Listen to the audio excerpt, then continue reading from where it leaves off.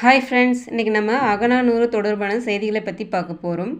பெருங்கடல் முகுந்த இருங்கிளை கொன்மு என்ற பாடல் யார் பாடியிருக்காங்கன்னு பார்த்தீங்கன்னா, வீரை வெளியன் தித்தனார் என்பவர் இந்த ஒரே ஒரு பாடலை அகநானூற்றில் என்ற நூலில் பாடியிருக்கிறாரு.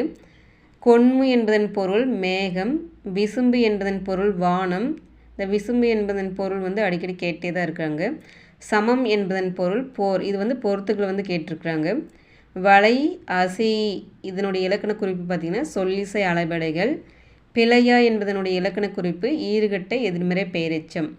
ஈறுகட்டை எதிர்மறை பெயர்ச்சுன்னா கடைசியில் இறுதியில் பெயர் இங்கே ஈறு இறுதியில் கெட்டிருக்கு. அதனால் ஈறுகட்டை எதிர்மறை பெயரெச்சம்.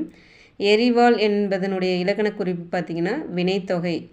எப்படின்னு பார்த்திங்கன்னா இது எரி என்பது வினைச்சொல், வாள் என்பது பெயர்ச்சொல். இந்த வினைச்சொல் எப்படி மாறும்னு பார்த்திங்கன்னா எரிகின்ற வாள், எரியும் வாள்,